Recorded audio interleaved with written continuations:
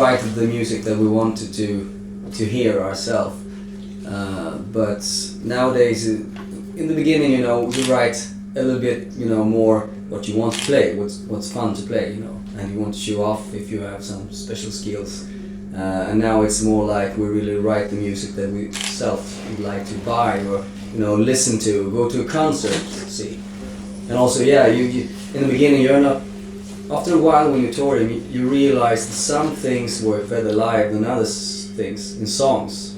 So you try to have some of the, you know, stuff on the album that really works well live. It took us kind of 5 years. It took us like at least 3-4 years to really find out what Wolf was all about. In the beginning, we weren't even called Wolf. We called ourselves Wolverine. And my goal in the beginning, I can only laugh at it now, but it was like I wanted to make something new, something special, like Jimi Hendrix, something that never been done before. And I really tried to make something, you know, that no one heard before. Now I was more the guitarist than the singer that, but it all sounded like shit until we discovered that we really want to play just plain heavy metal, you know, straightforward heavy metal that we grew up listening to and that we enjoyed. And when we just started doing that, when we wrote the first songs, it was In the Shadow of Steel and Electric Raga. And me and the bass player, we were like, oh, this is the kind of music we want to play. And the drummer said no, and then we got in a new drummer, and then we renamed the band Wolf. And then it's been like on that path from then on. Well, I don't try it, but in those days I listened a lot to Eastern music. I listened a lot to Ravi Shankar sitar music, and I also played the sitar on that record, in that song.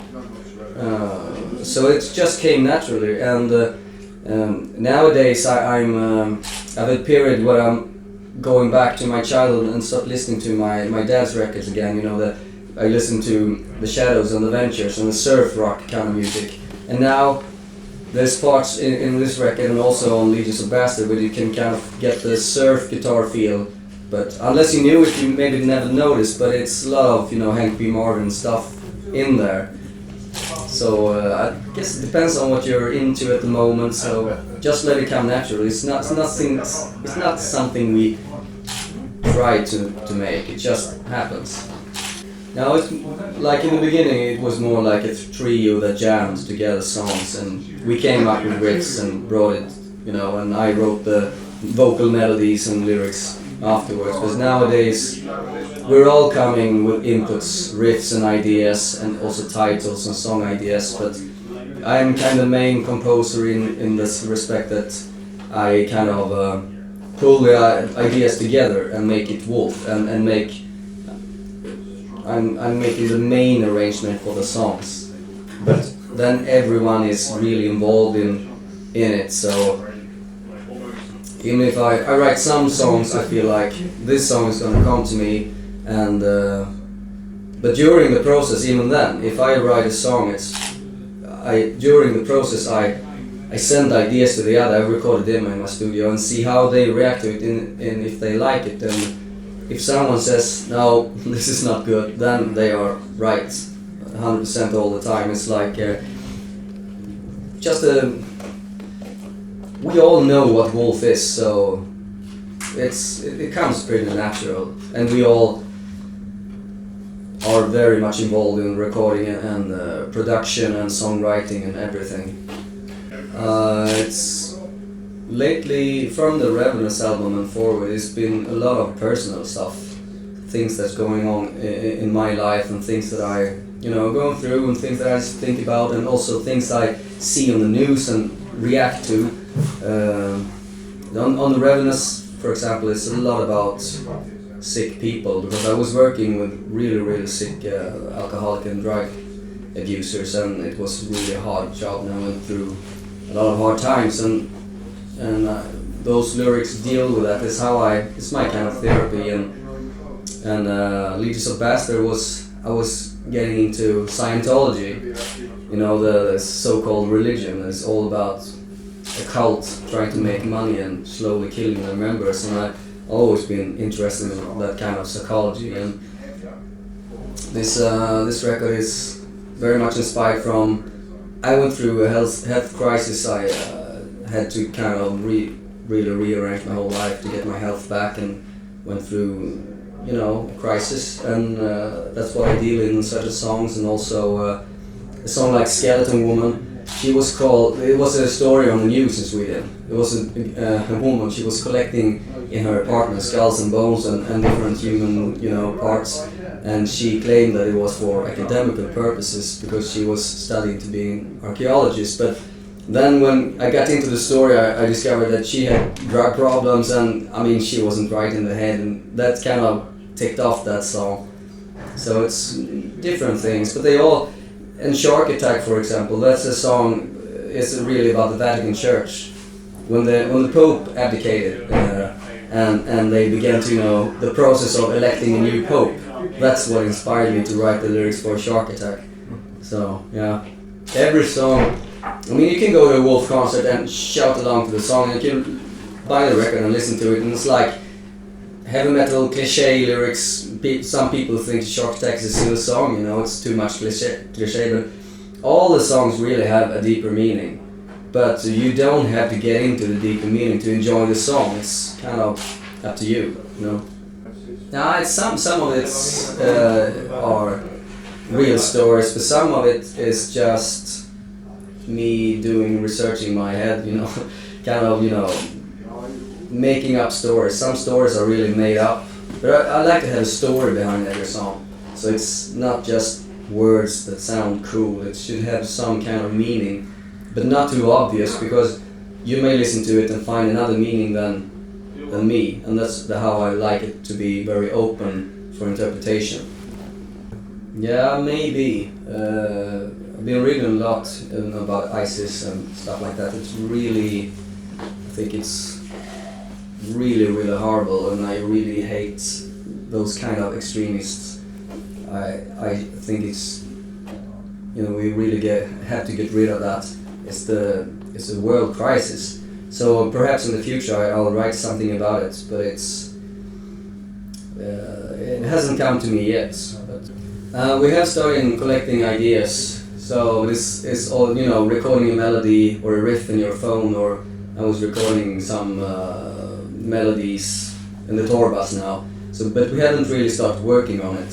It's like in the first phase, which I also love, that phase when everything is so open and you just collect ideas and record them, and it's get pulled together more and more, and then all of a sudden you have somewhere to go with it, and then you start focusing really hard and eventually make the album. So, but we're just in the first phase. We still, it always comes a time after an album release when you live with the songs for a long time and you play them live, and you really, enjoy the product that you made, and but after a while it gets old and you feel like it's time to move on, and then is when we really start to pull the next record together. No, but it was kind of the case years back, but I think now we've learned, and the songwriting process, at least for me, has come together more and more for each album, and this album, it's been the easiest for me. I think I've just found my way to work and to write, and also the whole band. We have a new guitarist, and Richard and Andy has also been in the band for a long time, and we're kind of getting more and more comfortable with each other, and we kind of knows what works live, but sometimes we rearrange some bits so it's more suitable live, so we don't play it exactly as on the record, because on the record we can have multiple tracks and lots of everything, but here we only are 4 guys with 2 guitars, bass, drums, nothing fancy, and we want to keep it simple and alive, but we have to rearrange something to make it work more in the live situation. No, it's a reissue. I think it's from the 2000 or something. And when I was lucky when I bought it, because I always been a Gibson guy, and I played Dean for a while, but then I felt like I really like to go back to the Gibson. It's like my first guitar, and it feels like this is proper Wolf guitar. But to be able to have, I want to be able to have one guitar through the whole tour, so I don't have a spare, and also I rebuilt it so it would fit my needs when I'm on stage. The most important thing I've done is install the Evertune bridge, which is a really cool invention by a guy named Cosmos, and it's amazing. So whatever I do, I can, you know, here it's tuned like this, and we have D drop and hot tune down, and I can do, you know, I can throw it away, you know, almost break the neck of it, and you can't make it a guarded tune because every string is guarded by a spring here, and the tension of the spring determines the tuning. So it's when you restring it, you tune it here at the bridge, and then when you adjust it, if you adjust it loosely, you can even make, like, can show you here. That's C sharp. You hear? It's the same note. Until I bend this much. If I do like this, like, and this heel here, it moves. Oh, never. Now it's reached the stop, and now I tune it. And even if there's some songs we have proper E tuning, and if I tune it up, still the other strings are not affected, so it would still be like if I tune it to E.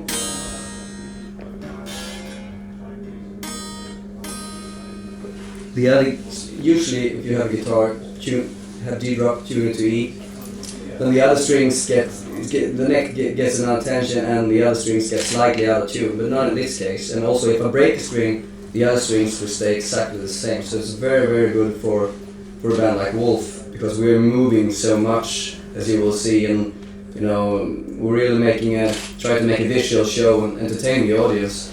I don't, since I installed this, I don't have, you know, the showstoppers where I have to check my tuning and stuff like that. So it's a really cool thing. And also I have this bridge pickup is very important for my sound. It's a Lundgren handmade pickup, and it's kind of almost like a single coil feel to it, because I do a lot of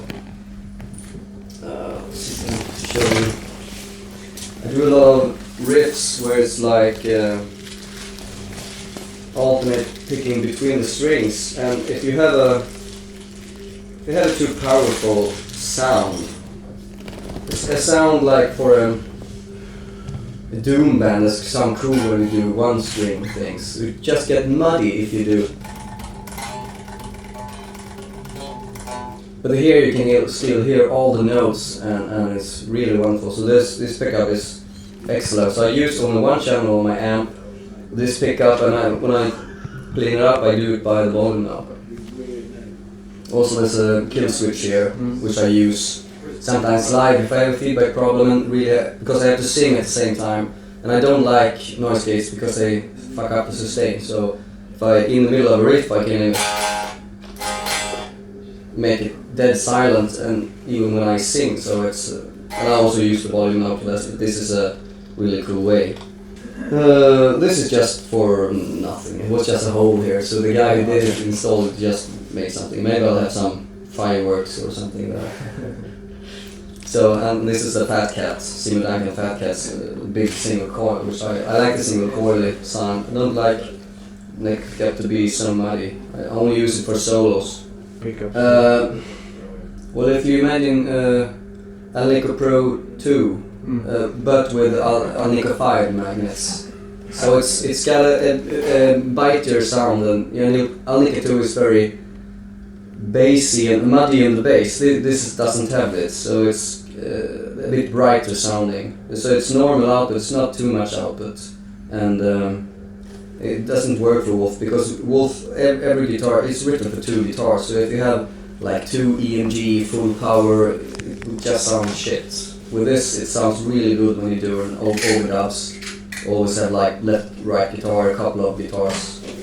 We use Blackstar on this tour. Simon got a Blackstar endorsement, and my favorite amp that I use is the Orange Rock Reverb. I have an endorsement deal with Orange, and I really like the Rock Reverb. I only use the one channel because that's all I need. But anyway, yeah, some Marshalls, old Marshalls, also really good. But the kind of British type of full tube sax. There's no way I would ever use a digital thing or a transistor. It doesn't work with my playing. It doesn't sound real to me, and it doesn't feel real when I play. So just give me a good tube amp, and then I'm sorted. Yeah, I recorded my guitars with an Orange Tiny Terror because it's really good. It's very revealing. If you track with that and it doesn't sound good, it's because your playing sucks. It really reveals everything you do. But then I recorded direct signals, so the producer, he reamped everything and he used different amps. He used a lot of, he had an old, what's it called? Mesa Boogie, yeah, in an old Mesa Boogie rectifier, one of the old ones, that he changed his tubing to get the right sound. And I think he used also Orange and some Marshalls with different kind of tube screamers in front of them. And well, he used different amps. 5150 also sometimes, and used a lot. But what I don't like is the modern high gain amp, like some really modern made for. To me, it sounds like kids stuff. I prefer, more like the traditional British Marshall, and also I have a Vox which I use for more surfy kind of single coil tunes. I use a lot in the studio that I love. So we do our own thing, I guess. We just follow our heart and play what we like. And I mean, especially with the older members, it was like, oh, you can't do this. It must be exactly like Iron Maiden and Judas Priest, and you can't step out of this zone because then it's wrong. And I was kind of scared. But now we are Wolf. We do what we do, and we love this music, but we don't try to replicate exactly the same sound, because then it's just falls apart and becomes silly.